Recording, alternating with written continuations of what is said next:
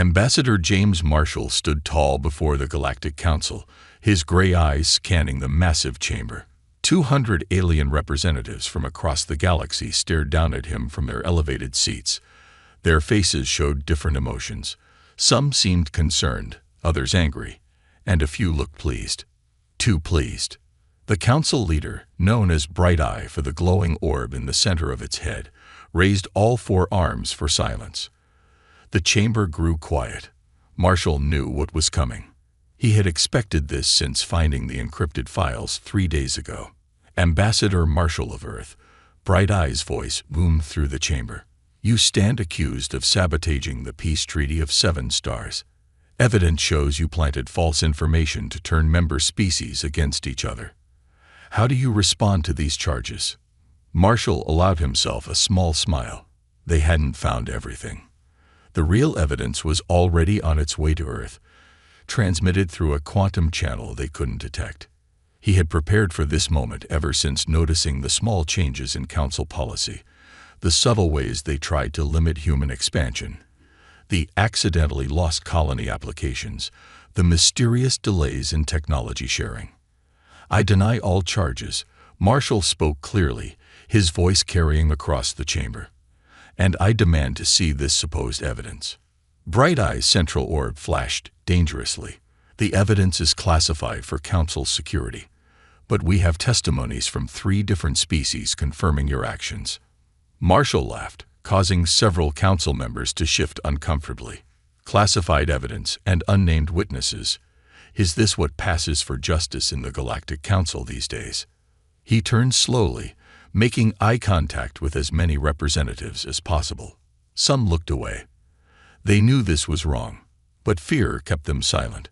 The council had ruled for 1,000,000 years, and few dared to challenge its authority. The truth, Marshall continued, is that this council fears humanity. You fear how quickly we advance, how easily we adapt your technologies, how rapidly we solve problems that puzzled you for centuries. Instead of embracing our potential, you choose to contain it. Angry murmurs filled the chamber. Bright Eye's orb pulsed rapidly. These baseless accusations only prove your guilt, Ambassador. The Council has welcomed humanity with open arms. We have shared our knowledge, our resources. You've shared what you couldn't hide. Marshall interrupted. You've given us scraps while keeping the feast for yourselves. But humanity doesn't need your handouts. We never did. The council leader raised all 4 arms again, but this time in anger. Enough. The evidence is clear. The council finds you guilty of sabotage, conspiracy, and endangering galactic peace. The sentence is immediate execution. Several members gasped. Execution was rare in council space, especially without a formal trial. But Marshall saw the fear in their eyes. Fear of what he might reveal if allowed to live. 2 security drones approached him, their weapon ports open. Marshall stood straighter, straightening his diplomatic uniform. He had one last message to deliver. You think killing me will solve your problem? His voice rang through the suddenly silent chamber. You think humanity will accept this injustice? We're not like the other species you've bullied and controlled. We remember our fallen. We avenge our dead. The drones raised their weapons. Marshall smiled one last time. You've made a terrible mistake. Humanity won't forget this day. And when they come, and they will come, remember that you chose this path. Remember that you turned allies into enemies. Remember that you... The drones fired. Ambassador James Marshall's body crumpled to the floor of the Galactic Council chamber. Bright Eye's orb dimmed slightly. Remove the body.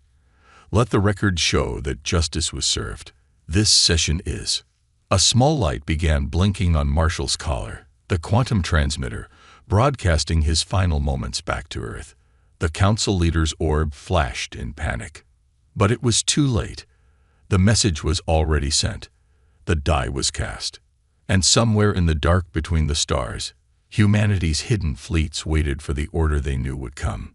The war had begun. The United Earth Defense Chamber erupted in chaos. On the massive central screen, Ambassador Marshall's execution played in an endless loop. His final words echoed through the room. Humanity won't forget this day. Admiral Thomas Reed stood at the command podium, his weathered face illuminated by the emergency lights. Around him, military leaders from every nation watched in horror and rage. Some shouted for immediate retaliation. Others demanded diplomatic solutions. All of them wanted answers. Quiet. Reed's voice cut through the noise. The chamber fell silent. 20 minutes ago, we received Marshall's final data burst. Intelligence Officer Wright, show them what our ambassador died to send us. Peter Wright stepped forward, his hand steady as he connected his quantum tablet to the main display. The execution video disappeared, replaced by classified council documents. Ambassador Marshall discovered these files 3 days ago. Wright explained, his voice cold. The council has been systematically sabotaging our colonial efforts for the past 5 years. Every failed colony application, every accidental supply shortage, every delayed technology transfer. It was all deliberate. The documents scrolled across the screen. Trade restrictions hidden in seemingly friendly agreements, military containment protocols disguised as safety measures, plans to limit human expansion throughout the galaxy.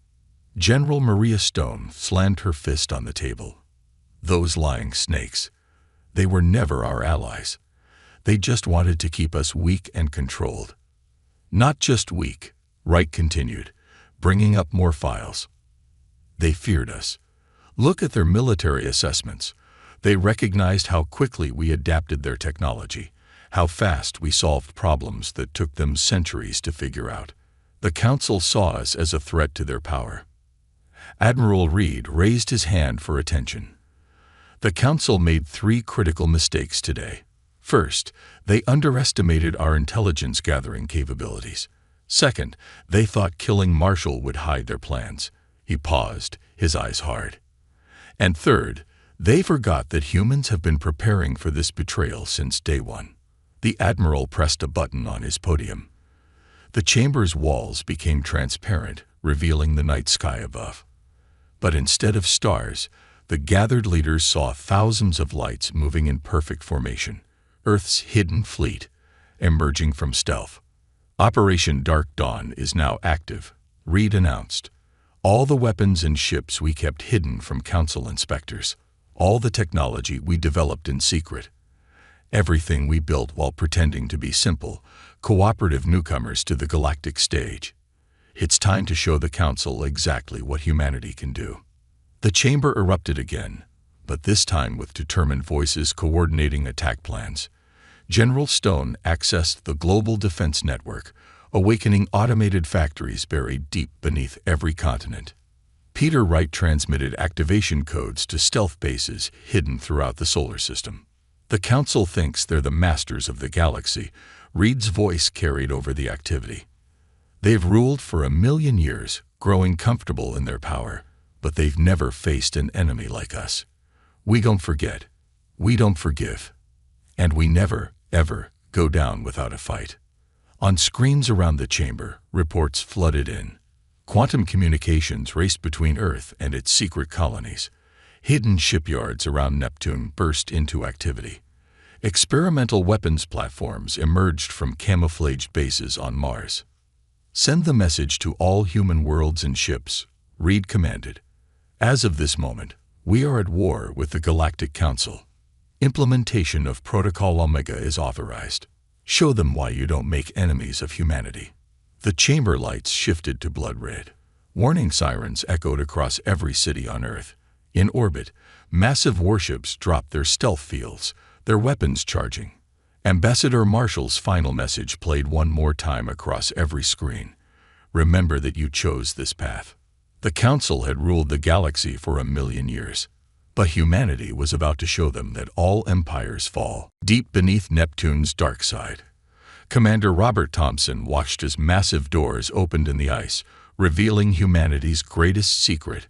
Stretching for kilometers, rows of advanced warships waited in their frozen berths. Each vessel represented years of careful preparation, built using technology the Council never knew humans had mastered.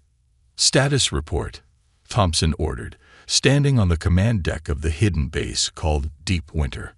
All ships responding, sir, his operations officer replied. The ice camouflage is melting as planned. Quantum engines are warming up. Weapon systems are online.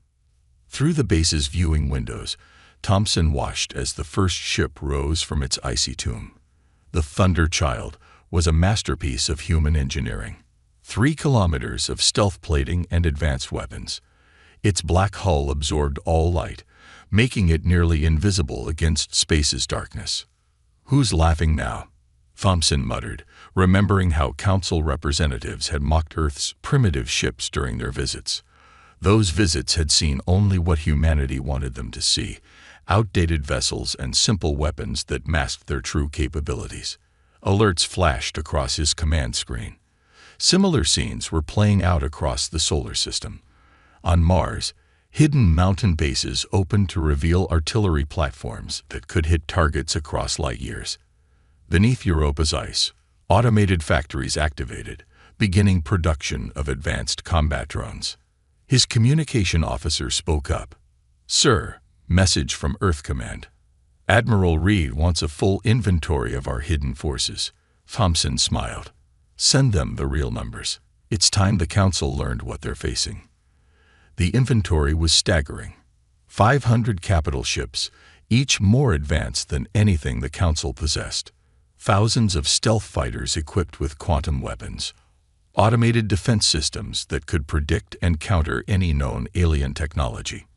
Manufacturing facilities that could produce new ships in days instead of years. Weapon systems that the Council had deemed impossible to create. Sir, his sensor officer's voice was urgent. We're detecting Council scout ships at the edge of the system. They're probably wondering why they lost contact with their spies. Let them look, Thompson ordered. Maintain stealth protocols for now. Let them see just enough to make them nervous. On his command screen, more reports arrived. The asteroid belt's hidden bases were launching their own ships. Pluto's automated defense ring was powering up. Even Earth's moon was revealing its secrets as weapon platforms emerged from hidden craters. Message from General Stones, sir, the comm officer announced. Operation Dark Dawn is moving to Phase 2. We're to begin moving ships into attack formation. Thompson nodded. Send to all ships. Break formation. Full power to engines. Show these Council dogs what humanity has been hiding all these years. The Thunder Child rose higher, followed by its sister ships. Their quantum engines glowed with controlled power, pushing them out of Neptune's shadow. More ships emerged every minute, their weapons charging, their crews ready. In orbit around Earth, Council diplomats watched in horror as humanity's true military force revealed itself. Their scanners showed technology that should have been impossible for primitive humans to possess. Their urgent messages back to the Council spoke of weapons that shouldn't exist, defenses that couldn't be breached, and ships that disappeared from sensors at will. All ships report ready, Commander, his executive officer announced. Thompson looked at the tactical display. Hundreds of ships moved in perfect formation, representing humanity's hidden strength. Years of preparation, secret research, and careful planning had led to this moment. Send to all ships, he ordered. The Council wanted to keep humanity weak. They thought they could control us, limit us, contain us. Today they learned how wrong they were. The Thunder Child's engines flared brighter, leading humanity's hidden fleet toward its first battle. The Council had ruled through fear for 1,000,000 years, but they had never faced an enemy who had spent years preparing for this exact moment. The Council world of Prime shone like a jewel in space, its 3 suns casting multiple shadows across its crystal cities. In the planet's Defense Command Center, Alert Officer Bluewing checked his sensors for the 10th time. Something felt wrong. Status report, he demanded from his staff. All clear, sir, his subordinate replied. Our defense grid is at full power. Patrol ships report no unusual activity. The humans haven't been detected in any nearby systems. Blue Wing's sensors showed the same thing. Nothing but empty space and regular trade ships. But his instincts, honed over 3 centuries of service, screamed danger. In orbit, the massive defense platforms continued their endless watch.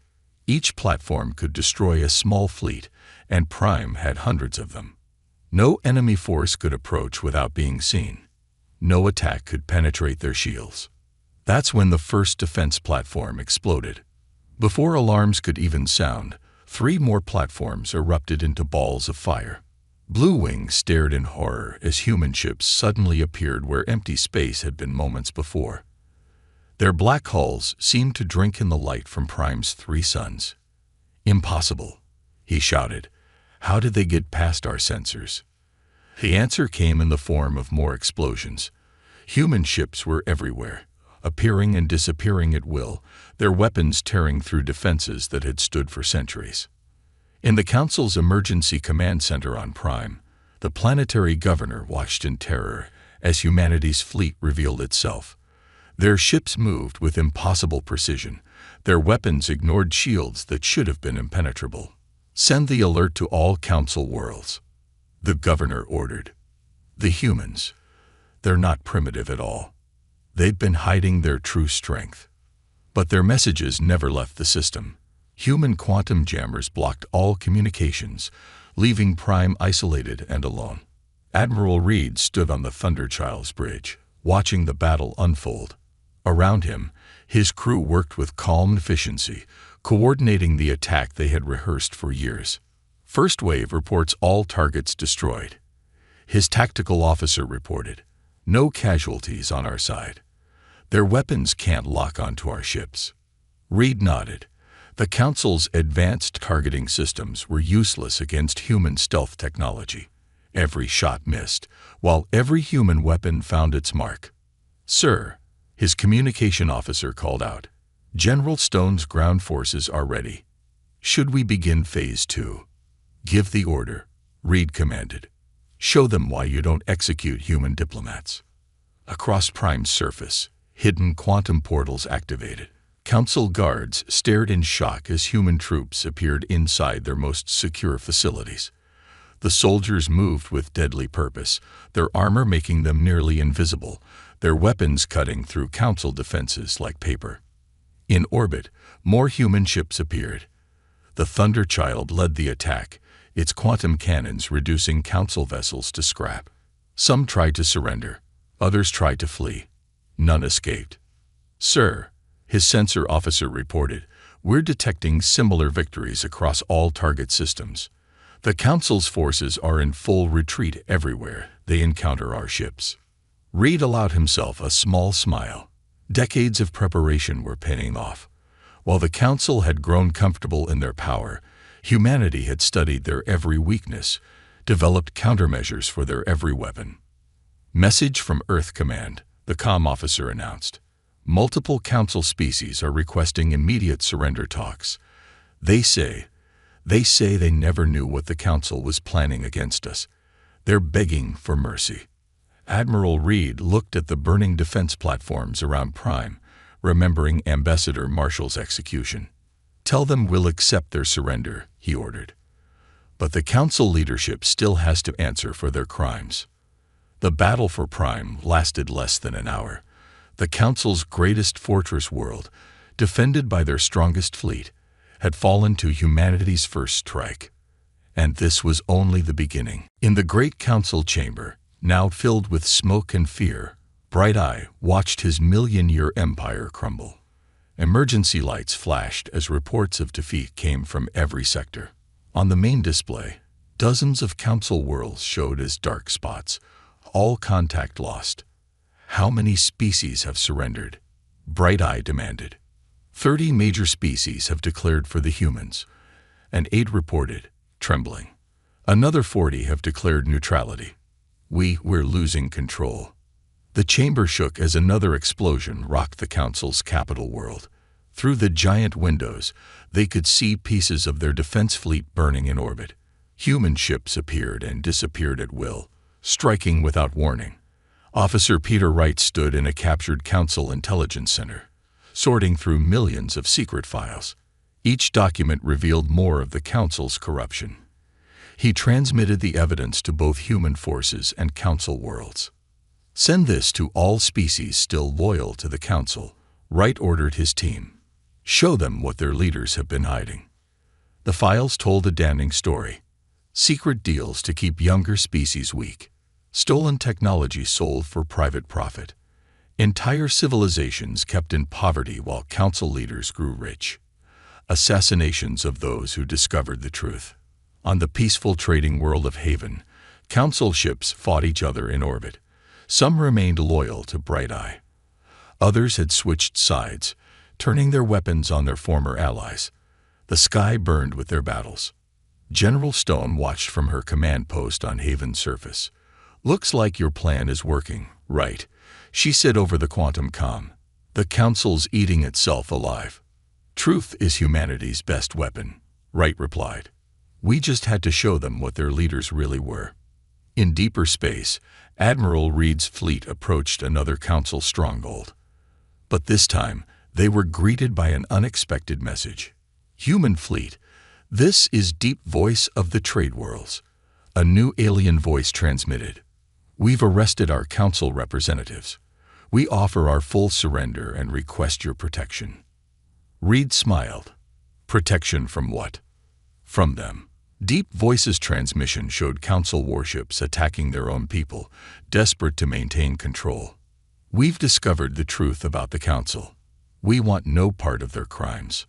The Thunderchild sensors detected more Council ships turning against each other. Some fought to protect their own worlds from Council revenge. Others simply fled into deep space. Back in the Council chamber, Bright Eye received worse news. The humans are broadcasting Ambassador Marshall's execution everywhere, an aide reported, along with proof that we framed him. The neutral species, they're all declaring for humanity now. Impossible. Bright Eye's central orb flashed in rage. We ruled this galaxy before their species learned to make fire. How can they defeat us so easily? The answer came from a surprising source. An elder species representative stood up in the chamber. Because you grew proud, the elder said. You thought power meant wisdom. You forgot to watch for danger. But humans, they never trusted us. Every smile hid preparation. Every handshake concealed a weapon. They were ready for betrayal from the start. On Earth, the United Defense Chamber received more reports of Council forces surrendering. Admiral Reed's fleet had secured another sector. General Stone reported more Council species switching sides. Peter Wright uncovered more evidence of corruption with every passing hour. The Council's million-year rule is over, Reed transmitted from the Thunderchild. Their own crimes destroy them as much as our weapons. In the burning Council chamber, Bright Eye watched his power slip away. The humans hadn't just defeated their military. They had shattered the fear and lies that held the Council's power together. The galaxy would never be the same. Admiral Reed walked through the ruins of the Council's capital city, his boots crunching on broken crystal. Around him, medical teams from a dozen species treated the wounded. The air smelled of smoke and burning metal. Even victory had its price. Casualty report, he asked his aide. We lost 30 ships in the final battle, the aide replied. 700 dead, 2,000 wounded. The Council lost much more, but many of those were their own people fighting each other. Reed looked up at the broken towers reaching into the orange sky. The Council's last desperate defense of their capital had cost many lives, both human and alien. Not all victories felt like triumphs. In a makeshift hospital nearby, General Stone visited her wounded soldiers. Some had lost limbs to Council weapons. Others suffered from strange alien energy attacks. But their eyes still showed pride. They had won. The Council leaders are secured, Stone reported over her quantum comm to Earth. Most of their high command either surrendered or died fighting. Only Bright Eye remains free. In orbit, the Thunderchild sensors tracked rescue operations across the planet. Council citizens emerged from shelters, finding their world changed forever. Some looked at the human ships with fear, others with hope. Message from Earth Command. Peter Wright announced on the command channel. They're ready for the final broadcast. Should I play Marshall's last message? Reed nodded. Let everyone see what started this. Let them understand the price of injustice. On every screen across council space, Ambassador Marshall appeared. His final moments played again, but this time, followed by the truth, the evidence he discovered, the council's plans against humanity, their long history of corruption and control. "Sir," a sensor operator called out, "we're detecting a massive energy spike from the council's underground bunkers." Reed's eyes widened. Bright eye. The cowards going toe. The explosion rocked the entire city. A desperate last act. The council leader had activated their doomsday weapon. But Reed had prepared for this too. "Quantum shields holding," his tactical officer reported. "Damage contained." Bright eye. Bright eye didn't survive. In the United Earth Defense Chamber, the leaders watched the final reports come in. The war was over. Humanity had won. But the cost was visible in the lists of dead and wounded in the burning cities on a dozen worlds. "We've achieved our objective," General Stone transmitted from the ground. "But there's so much to rebuild." Around the capital, ships from former council species landed with aid and supplies. Those who had suffered under the council's rule now worked to help heal its wounds. Former enemies became allies in reconstruction. Admiral Wright called from his intelligence post. "We found something in the deep archives." A message from Ambassador Marshall, recorded before his death. On screens across human space, Marshall's face appeared one last time. Not his execution, but a private message hidden in council computers. "If you're seeing this," he said, "then the council's true nature has been exposed. Remember this moment. Remember that power corrupts, that freedom demands vigilance. And most importantly, remember to be better than those who wronged us. Victory means nothing if we become what we fought against." Reed stood in the ruined council chamber, where it all began, where Marshall died, where the galaxy changed forever. Human ships patrolled the skies above, no longer hiding their strength, but now they protected rather than threatened. "Send to all forces," Reed ordered. "The war is over. Now comes the harder part, building a lasting peace." The price of victory had been high, but as the sun set on the council's capital world, the first steps toward a new future began. Humanity had proved its strength. Now they had to prove their wisdom. 1 year after the council's fall, the great chamber looked very different. Gone were the towering seats that had placed council members above everyone else. Now representatives from all species sat at the same level, in a circle of equals. At the center stood Admiral Reed, now Earth's chief representative. "The first meeting of the Galactic Alliance is now in session," Reed announced. His voice carried across the chamber, now rebuilt with windows showing the bright stars above. "Let all species speak freely and equally." In the gallery, Officer Wright watched with pride. The past year had been busy, hunting down the last council loyalists, rebuilding damaged worlds, establishing new trade routes, but most importantly, creating a system that would prevent another council from rising. "The human design for shared governance is accepted," announced deep voice of the trade worlds. "No species shall hold power over others. All voices shall be heard." The chamber's new quantum displays showed the changes across the galaxy. Former council worlds now govern themselves. Advanced technology, once hoarded by the council, spread to all species who wanted it. Trade flowed freely between stars. General Stone, watching from Earth via quantum link, smiled at the progress. Her soldiers now trained alongside alien forces, teaching and learning. The weapons of war had been replaced by tools of peace. "We remember those who brought us here," Reed continued. In the chamber center, a hologram appeared. Ambassador Marshall, standing proud. His sacrifice showed us the price of tyranny. His wisdom guides us toward a better future. The new Alliance Charter appeared on every screen. All species equal under law. Free sharing of knowledge and technology. Joint defense against external threats. Protection for developing civilizations. Regular elections for all leadership positions. We've established the Marshall Doctrine, Wright explained to newly contacted species. Any civilization that reaches the stars joins as equals. No more artificial limits. No more hidden corruption. The Thunder Child, now a symbol of both human power and restraint, patrolled the galaxy's edges, but it no longer hid its strength.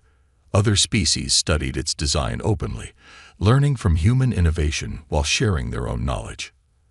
The galaxy enters a new age, Reed addressed the chamber. Not ruled by fear, but united in purpose. We remember the Council's mistakes to avoid repeating them. In orbit above Earth, ships from 100 species gathered for the first Galactic Festival of Unity. Their crews mingled freely, sharing stories and dreams. Ancient rivalries faded as species learned to see each other as equals. Message from the border, Wright reported during the celebration. We've detected a new civilization, achieving faster-than-light travel. They're probably nervous, seeing all our ships. Reed smiled. Send them a welcome message. Show them Marshall's final speech about unity and cooperation. Let them see that the stars hold friends, not masters. The gallery erupted in applause as the Alliance officially welcomed its newest member. Representatives from former Council worlds watched with joy as another species joined freely, without fear or coercion. Humanity has changed the galaxy, Deep Voice observed to Reed after the session. Not just through strength of arms, but through strength of principle. Reed looked out at the star-filled sky. Somewhere out there, new civilizations were rising, looking up at the same stars. Thanks to humanity's victory, they would find a very different galaxy than the one Marshall had faced. We keep watch, Reed replied. Power always tempts. Corruption always whispers. But as long as we remember Marshall's words, to be better than those who wronged us, the galaxy has hope. The Great Chamber, once a place of fear and dominance, now echoed with voices of cooperation and progress. Humanity had proven its strength in war. Now they proved their strength in peace.